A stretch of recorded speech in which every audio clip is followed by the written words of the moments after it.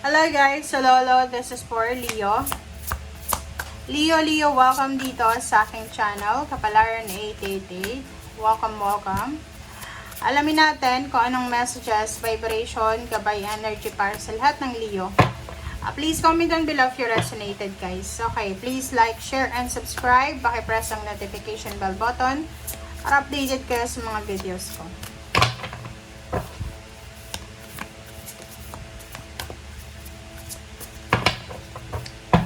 Alright.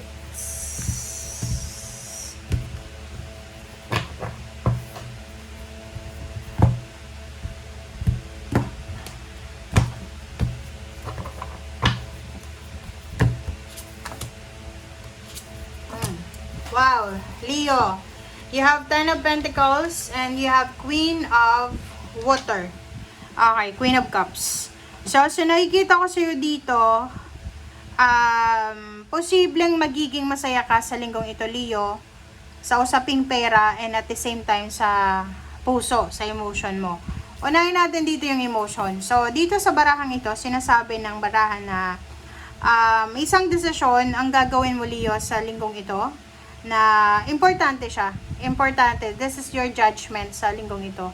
Makakapag-desisyon ka na umalis sa sitwasyon na alam mo na hindi na maganda para sa sistema mo. Or pwedeng alisin mo yung taong iyon na alam mo na hindi maganda para sa'yo. So, nakikita mo na you're enjoying your week ngayong linggong ito. Kumbaga, kung dati ay medyo na-stress ka sa mga difficult situation na pinagdadaanan mo or pinagdaanan mo, but now no. So, parang you're enjoying the moment ngayon na you're experiencing different emotions, different feelings, parang ganun. So, nakikita ko na nakafocus ka lang sa career.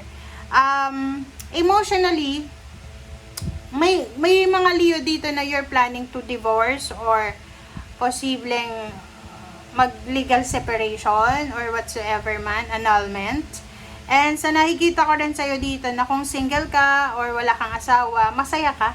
You're enjoying sa kung ano man yan na pinagdadaanan mo sa ngayon. Okay? Kasi may ibang tao na akala nila pag single yung isang tao, malungkot, pero ikaw masaya ka. No responsibility at all. Okay, number 10, 10 of Pentacles. So, this one is about financial security para sa sarili mo and your family. So, ang ganda neto kasi isang positive news. Isang positive news ang posibleng matatanggap mo na posibleng magdadala sa'yo ng financial security para sa sarili mo and your family. So, if you are in the business industry, sa nakikita ko sa'yo dito, there's a good news about the business na nilaunch mo or ilo-launch mo pa lang. There's an inheritance or early retirement or whatever man yan na posibleng gagawin mo. Okay? You're at peace. Dito, you're at peace din eh. Emotionally and financially, you're at peace and kontento ka sa buhay. So, nakikita ko sa'yo dito na wala kang dapat problemahan. At the same time, posibleng kung yon business nga yung pinagkakaabalahan mo, possible na makatanggap ka ng isang napakalaking business proposal. So, malaking pera yan na posibleng dumating sa'yo. Alright, Leo.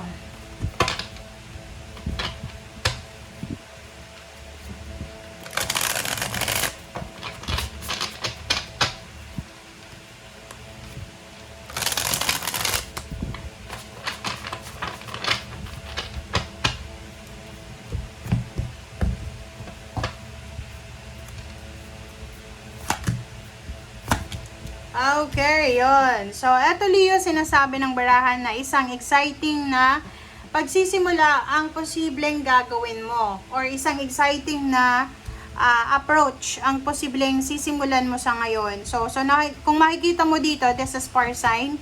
Sobra-sobra kang inspired, motivated, excited sa kung ano man ang yung beginnings. Like for example, sa nakikita natin healthy lifestyle. So maybe you're in the healthy lifestyle ngayon. Second is about sa relationship. So maybe may bago kang relationship, may mga bago kang friendship or collaboration or whatsoever man. Sinasabi ng baraha dito may mga bago kayong projects. Kung business yung focus nyo, trabaho, pwedeng may bago kayong trabaho. Nakikita ko rin sa'yo dito bagong approach sa buhay-buhay, sa everyday life nyo. Okay, wow. So, this one, sinasabi ng baraha, this is a confirmation of the two cards na there's a 10 of Pentacles, 10 of Pentacles. Isang good news. Isang good news regarding sa pera ang posibleng darating sa'yo. So, sinasabi ng baraha, pwedeng there's a lump sum of money, retirement, there's a big amount, huge amount of money, back pay, bonuses, payments, or payouts. Okay, next is yun. So, yun, isa sa mga, like for example, you're planning for a party, big party, or whatsoever man na posibleng i-give up mo yung plano na yan. So, nakikita ko sa'yo dito na instead na magpaplano ka ng isang, like for example, kasi malapit ka na sigurong mag-birthday, so, kung ano man na plano mo, posibleng hindi mo yan ituloy.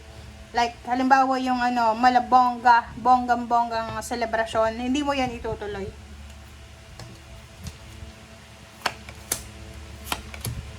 Okay. So, if there's someone na may mga financial needs, kapamilya, kaibigan, kakilala, sa nakikita ko sa'yo dito, posibleng lalapit sila sa'yo para humingi ng tulong. And possible na matulungan mo sila.